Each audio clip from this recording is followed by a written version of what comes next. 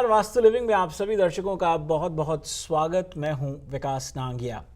दर्शकों, स्प्रिंग से समर के दरमियान बहुत से लोग नया घर खरीदने की तैयारी करते हैं। ऐसे में ध्यान रहे कि वास्तु आपकी मदद कर सकता है, क्योंकि यदि आपका घर वास्तु अनुसार हो तो आपका जीवन आनंदमय, स्वस्थमय और मंगलमय बन सकता है। इस बात को और बेहतर और अच्छे से समझने के लिए आज हम अपनी वास्तु और फंक्शुई कंसल्टेंट पल्लवी चिल्लावड़ा जी के साथ बातचीत करेंगे buying new house and vastu विषय पर। आइए उनका स्वागत करते हैं। पल्लवी जी, कार्यक्रम में आपका बहुत बहुत स्वागत। Buying new house and vastu एक ऐसा दिलचस्प विषय के जिसको हमने ऐसा भी पाया कि बहुत से लोग ऐसे होते हैं कि जो बना बनाया घर खरीदते हैं। तकरीबन 100 में से 80% लोग ऐसे होते हैं। 20% लोग मैं कहूँगा कि इस तरह के होते हैं जो एक पहले लॉट खरीदते हैं और फिर कस्टम घर बनाते हैं। जो लोग बना बनाया घर खरीदने का प्रयास कर रहे हैं इस स्प्रिंग से समर के दरमियान, उनके लिए आपकी ओर से क्या सुझाव रहेगा? जब कोई इंसान कोई भी नया घर लेना चाहता है, चाहे वो खरीदना चाहता हो, चाहे वो रेंट करना चाहता हो, तो उसको हमेशा एक तरह की गलतफहमी रहती है कि वास्तु वो अप्लाई करना चाहता है, लेकिन कई बार उनको उस दिल में ऐसा डर लगता है कि बनी बनाई प्रॉपर्टी है, हम तो बना बनाया घर लेंगे तो उसको तोड़ेंगे नहीं ना, क्योंकि अभी हम खरीद रहे हैं, तो उसमें वास्तु कैसे होगा।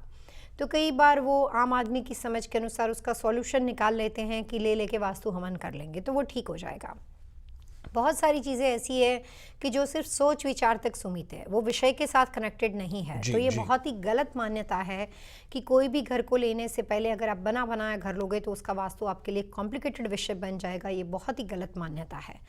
जैसे आप कोई भी नया घर लेना चाहते हो, चाहे वो रेंट करना चाहते हो, चाहे वो आप अपने लिए खरीदना चाहते हो, तो हर घर में आपके अनुसार कुछ ना कुछ अच्छा ज़रूर होता है जी। कुछ ऐसे पॉइंट होते हैं जो किसी भी वजह से आपके लिए सूटेबल नहीं है और उसका आपको नुकसान होने की संभावना है उस घर में जाने के बाद। लेकिन अगर वो जानकारी आपको शुरुआत से पहले से है तो आप उसको एंटर करने से पहले या दाखिल होने के साथ ही उसको रेक्टिफाई कर सकते हो और आप उसको संपूर्ण वास्तु के अनुसार बना सकते हो। तो बने बनाए घर के कंसल्टेशन की मेथड इतनी सरल और इतनी आसान होती है कि बिना हवन आप उसको रेक्टिफाई करके या हवन करके भी आप जाते हो तो भी वो अच्छी बात है, क्योंकि अब ज़मीन के अंदर आप प्रेयर करके जाते हो भगवान का नाम देके, तो बहुत अच्छी बात है। लेकिन उसी के साथ साथ साइंस और मैथमेटिक्स के रूल्स के हिसाब से मिसिंग एलिमेंट को फिक्स करते हो तो उस घर में आपको सुख शांति मिलती है। जी।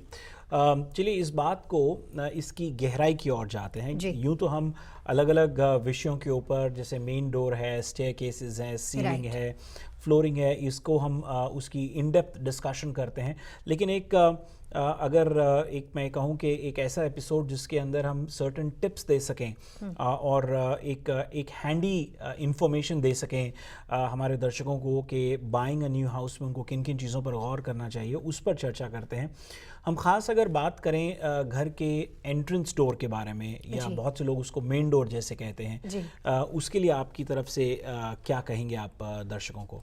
आपके साथ बात करते हुए अभी अभी मेरे दिमाग में एक ख्याल आया, जो कि अभी कुछ दिनों पहले लास्ट वीक में यहाँ से शिकागो गई हुई थी जी। मेरे वहाँ पे क्लाइंट थे, उनकी ऑलरेडी एग्जिस्टिंग प्रॉपर्टी से वो थोड़ा अपने लिए बड़ा घर चाहते थे, तो उन्होंने 3-4 घर देख के रखे थे एमएलएक्स से अपने रियल्टर के साथ। मेरी भी अपॉइंटमेंट लेके उन्होंने मेरे को शिकागो बुलाया था और हमने 3-4 प्रॉपर्टी वहाँ पे देखी जी।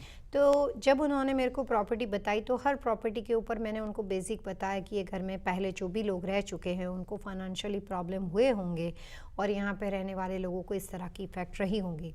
तीनों प्रॉपर्टी के बारे में मैंने अलग अलग अपना ओपिनियन दिया। फॉर्चुनेटली जो रियल्टर इनका था वही लास्ट ऑनर का था, मतलब जो इससे पहले जो लोग रहते थे उनको यही सेम रियल्टर जानता था। तो उन्होंने उस घर की थोड़ी हिस्ट्री भी बताई कि ऑनर को बिजनेस में किस तरह से फाइनेंशियली प्रॉब्लम हुई और वो घर उन्होंने सेल पे लगा हुआ है। जी। तो जब आप कोई भी नया घर लेना चाहते हो, या जो जानकारी, जो ज्ञान और जो नॉलेज है वो आपके आंख बंद कर देने से तो रात नहीं बन जाती है, वो तो वहीं पे रहता है। तो उसका फ़ायदा ये होता है कि लेने से पहले अगर आप अवेयर हो के उस प्रॉपर्टी को लेते हो तो आप उसको फिक्स करके आप अपने लिए अच्छा घर उसको बना सकते हो। नुकसान के भुगतने के बाद तो आपको अपने आप पता चल जाएगा। जी बिल्कुल।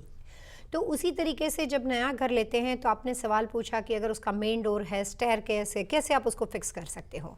तो बेसिक बात ये रहती है कि जो परिवार वहाँ पे रहने वाला होता है, सबसे पहले हम उनकी फैमिली डिटेल के हिसाब से उनके लिए क्या बेस्ट डायरेक्शन का घर होना चाहिए, क्या कॉम्बिनेशन उनके लिए अच्छे अच्छे हैं, वो सारा चेक करने के बाद जो जो प्रॉपर्टी उन्होंने पसंद की है, जिस स्कूल डिस्ट्रिक्ट में वो रहना चाहते हैं, जिस बजट में वो घर लेना चाहते हैं, वो उनकी प्रायोरिटीज़ और उनका फ्रीडम है। बट उसी को ध्यान में रखकर जो प्रॉपर्टी वो हमें बताते हैं कि ये एड्रेस है, ये एड्रेस है, तो वो सारे एड्रेस के लिए हमारे पास एक खास तरह का प्रोग्राम रहता है। जी। हम उस प्रॉपर्टी को यहीं से चेक करके बता सकते हैं कि इस प्रॉपर्टी में आपके परिवार के अनुसार क्या क्या चीज़ें अच्छी बनेंगी और क्या क्या चीज़ सूट नहीं करती है। जो सूटेबल नहीं होती है उसको जाने से पहले कैसे रेक्टिफाई किया जाएगा वो भी उनको लेने से पहले ही बता दिया जाता है। प्रॉपर डिटेल जानकारी लेने के बाद उनको पता है कि मैं ये घर इतने दोष के साथ ले रहा हूँ और मेरे एंटर होने से पहले वो फिक्स हो जाएंगे। अब जो उसको रेक्टिफाई करने के तरीके होते हैं वो कई बार इंटीरियर के थ्रू होते हैं, कलर्स वगैरह अप्लाई करके, फर्नीचर प्लेसमेंट में बच्चों के लिए अलग अलग तरह के रूम अलॉट करके कि भाई बेटी के लिए ये कमरा रहेगा, बेटी के लिए ये कमरा रहेगा, गेस्ट रूम यहाँ बना सकते हो, एल्डर के लिए रूम वहाँ पे आप सिलेक्ट कर सकते हो। तो उस तरह से उसको डिवाइड किया जाता है। तीसरी बात, अगर कोई कंस्ट्रक्शन का मेजर वास्तु दोष हो, अगर उसका पूरा किचन गलत दिशा में हो या पूरा बाथरूम गलत दिशा में हो, तो उस लॉट पे जो अवेलेबल स्पेस होती है उसके अनुसार उसको जो भी तरह के वास्तु के बेस्ट एक्सपीरियंस के थ्रू उसको रेक्टिफाई करने की कोशिश की जाती है। तो कोई भी नया घर खरीदने से पहले जब हमें कोई भी जगह पे वहाँ पे रखा जाता है, कंसल्टेशन के लिए बुलाया जाता है, तो हमारी पहली कोशिश ये होती है कि हम मल्टीपल प्रॉपर्टी उनके साथ अपने ऑफिस में अपने प्रोग्राम के थ्रू देखते हैं और जो फाइनल घर वो सिलेक्ट करते हैं उनको क्लोजिंग से पहले पूरा रेक्टिफाई करके हम उस घर को देते हैं, जिसमें कोई कंस्ट्रक्शन चेंजेस नहीं होती, कोई तोड़फोड़ नहीं, कोई पूजा पाठ नहीं, कोई मंत्र तंत्र नहीं, कोई पिरामिड नहीं, वो सभी के बिना सिंपल टिप्स के थ्रू उसको बैलेंस किया जाता है। जी।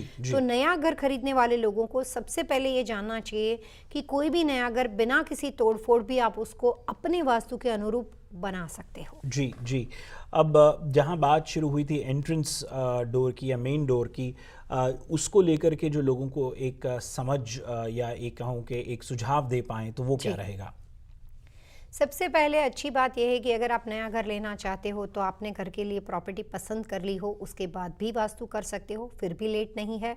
या अगर अभी अभी आपने देखने की शुरुआत की हो फिर भी आप कर सकते हो, क्योंकि आपको सबसे पहले ये जानना है, अपने कंसल्टेंट को इन्फॉर्म करना है कि आपके लिए बेसिक दिशाएं क्या है, वो आपको ऑप्शंस देते हैं। उसके हिसाब से जो प्रॉपर्टी आपने एमएलएक्स से पसंद की है आपको खाली उसका कोड दे देना है या पूरा एड्रेस दे देना है। हम आपको उसी वक्त आपको विद इन 24 आवर्स के अंदर ये बता दिया जाता है कि ये घर में आपके लिए इतने % अच्छे हैं। तो घर को स्केल के हिसाब से मैनेज किया जाता है कि भाई 6 स्केल है, 8 स्केल है, 2 जो भी तरह के उसमें बातें बनती हो, और जो मिसिंग एलिमेंट है उसको कैसे फिक्स किया जाएगा वही भी राइट अवे बता दिया जाता है। जब 3-4 प्रॉपर्टी होती है तो कंपैरिजन होती है। जैसे थोड़ी देर पहले मैंने आपको कहा कि मैं अभी कुछ दिनों पहले शिकागो एक क्लाइंट के पास गई थी। उन्होंने घर के अंदर जो उनका किचन बना हुआ था, किचन की गैस पोजीशन के बराबर सामने उनकी सिंक पड़ती थी, तो आग और पानी एक ही लाइन में पड़ते थे। घर के एंट्रेंस के पास जो स्टेयर थे वो सारे बहुत सुंदर से क्लॉकवाइज थे, लेकिन घर के बाहर का जो गराज कॉर्नर था वो पूरा घर डायगोनल पे नहीं था, तो पूरे घर का नॉर्थ ईस्ट कॉर्नर कटा हुआ था जो कि आसानी से फिक्स हो सकता था। घर के बैकयार्ड में जाने के बाद जो लॉट का लेवल था वो अनइवन था, यानी कि नॉर्थ वेस्ट हायर था और साउथ वेस्ट कम्प्लीटली झुका हुआ था। तो उस घर में बहुत अच्छे पॉइंट थे। अच्छे पॉइंट ये थे कि मास्टर बेडरूम एज पर उनके हिसाब से, अकॉर्डिंग टू उनकी डायरेक्शन के हिसाब से बिल्कुल परफेक्ट था। किचन में जो फायर और वाटर की पोजीशन थी वो सजावट में गलती थी, लेकिन किचन खुद पूरा प्रॉपर डायरेक्शन में था। बच्चों के लिए जो कमरे उनको चाहिए थे वो सारे वहाँ पे सही दिशा में थे। तो हर ज़मीन के अंदर कुछ ना कुछ अच्छा होता है। अगर अच्छा नहीं होता तो आप वहाँ पे इतने सालों तक रह नहीं पाते, लेकिन अच्छा हमेशा किसी न किसी बुराई के साथ होता है। तो जो नेगेटिव इफेक्ट होते हैं, जो नेगेटिव फोर्स होते हैं, वो नेगेटिव एलिमेंट जब बढ़ जाते हैं तो आपको नुकसान होता है, लेकिन पॉजिटिव एलिमेंट होते हैं। सो वास्तु का जो पूरा विषय है वो बैलेंसिंग फॉर्मूला है कि जो उसमें पॉजिटिव है उसको और ज़्यादा इम्प्रूव किया जाएगा, जो उसमें नेगेटिव है उसको नैरो डाउन करके, उसको कट करके उसको बैलेंस किया जाता है। उस तरह से मकान का वास्तु होता है। तो ये एक आर्ट है कि इसमें किस तरह से आप उसको फिक्स कर पाते हो।